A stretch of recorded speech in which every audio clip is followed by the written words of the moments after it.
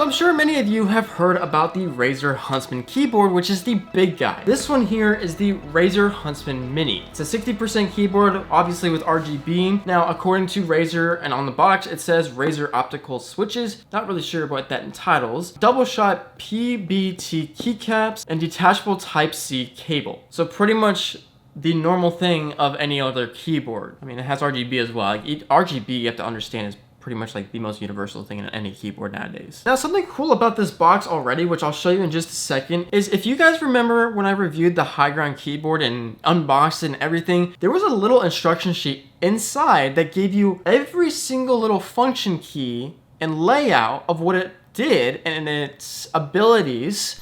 All of the RGB lighting menu options, which I think is really cool. Like, this is insane. This is what a company should do. So firstly, we haven't even gotten inside the unboxing yet, but you can see that it has every single hotkey and its function. But something that's really cool is it shows you the diagram of how these switches made. Granted, I'm not sure if it's actually purple, but this is called the Razer Clicky optical switch, and it's apparently for the actuation at the speed of light. Here's a little unboxing with Kodo watching. Okay, so this must be the manual. Absolutely. Again, just the normal USB Type-C to USB.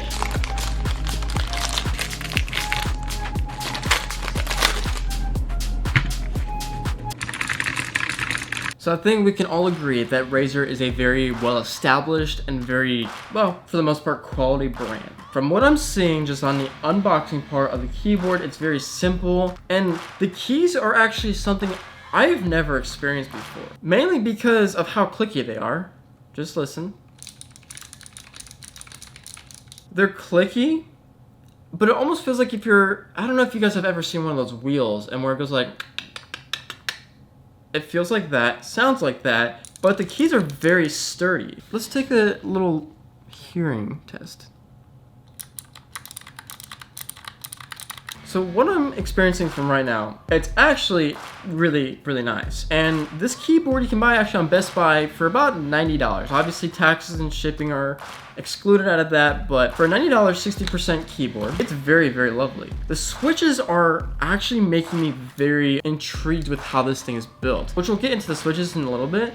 But something that's really cool about this 60% keyboard is that not only do you have it to where it's already tilted at an angle from the manufacturing standpoint, but if you're somebody that really likes to get a lot of angle,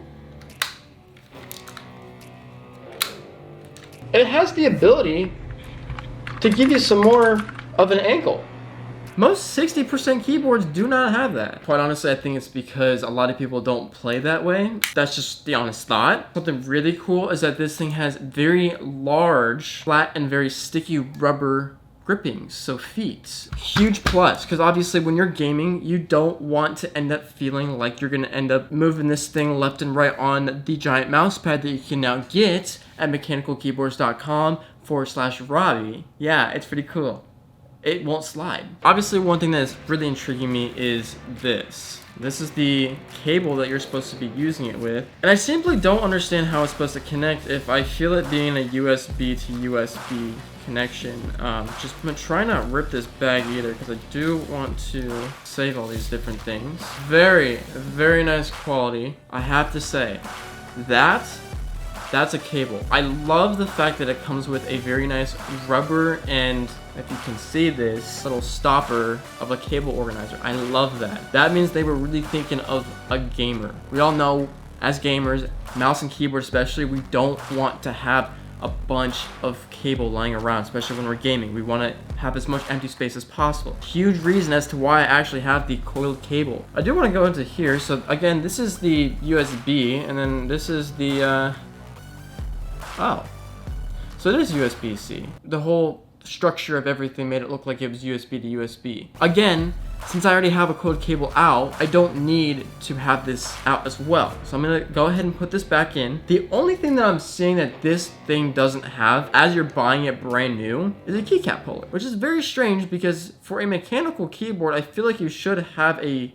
keycap holder. And there is actually one reason I'm seeing on this keyboard as to maybe the reason why you don't need a keycap holder. Again, this is the RK Royal Clutch 60% RGB keyboard. I love this thing. I've made so many videos on it and it's done so well because it's such a cheap keyboard. But do you see how the layout is between the switch and the actual base of the keyboard? You see how there's a ridge, and do you see how it's kind of like concaved into the keyboard? This is the Razer Huntsman Mini. Do you see how the keycaps are actually raised above the keyboard? So this is probably the reason why you don't need a keycap holder. Realistically, the odds of this coming off with just my fingers is probably very slim, but I'm gonna try it anyway. So just simply trying to take off this escape button here.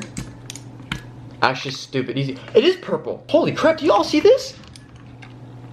It's a purple switch. I've never seen that. And the construction of the switch is so interesting. This thing actually is a very, very unique 60% keyboard. You don't need a keycap holder. You simply can get this with your fingers. So let's take a look at the design of this key switch. You have a thin metal mechanism that is actually attaching to the key switch itself. Granted, it's purple. The color doesn't really matter in this sense. It's the matter of how the switch is actually built. So like I was saying, most normal 60% keyboards have the switch that is built in concave to the actual board itself, versus this one is convex. And as you can see, if you need to replace the switch, which is kind of cool, all you have to do is take off this little silver piece right here. Or at least that was my original assumption. So I decided to do the dumb thing of taking out the little mechanism from the purple key switch and seeing what it would do. I know that y'all couldn't probably see me unhook the switch to the hinge itself, but I did figure out, and this was actually a very, very, very smart play on Razer. You know how most of the key switches on my normal keyboard, the Royal K Clutch, that I put dampeners on to make it less clicky. Granted, this one's really clicky, and probably putting dampeners on it may not be the best idea because of how the switch design is. Probably still could because it's just a normal keycap here. This guy here, that little metal bar, is actually not holding this guy in.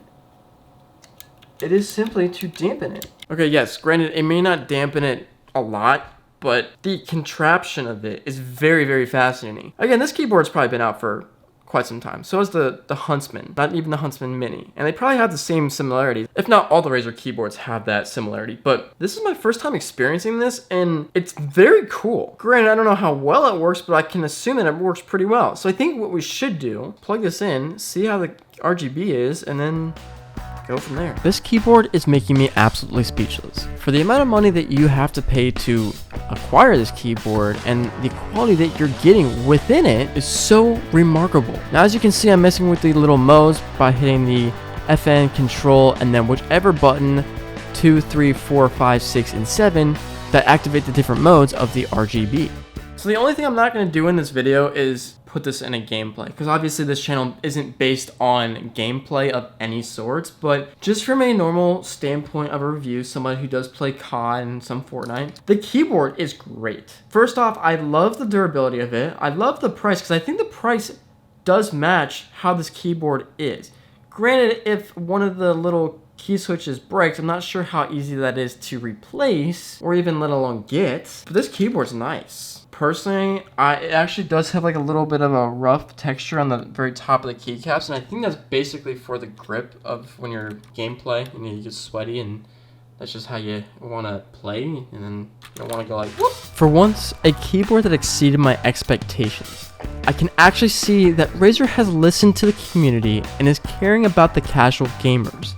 A keyboard that is not only high in quality, but doesn't break the budget. Now, truthfully, you can obviously see that I am obsessed with how this keyboard is. I feel like this thing should really be more expensive for the quality that you're getting, but it's also where Razer, I think, definitely understood the casual gamer and didn't price it too expensive so that it's technically a budget, quality-friendly keyboard. So again, personally, if you're ever in the market for a new keyboard, I highly recommend this one. Again, if you guys want to get a keyboard and a nice mouse pad, you can go to mechanicalkeyboards.com/Robbie, and all those proceeds that I get from the sales of you guys will be reinvested into this channel to help me buy yet another keyboard and or any other accessories that you guys might want to have me review. So thank you guys so much for watching. If you're new to this channel, Don't forget to hit that subscribe button, and I'll see you in my next one.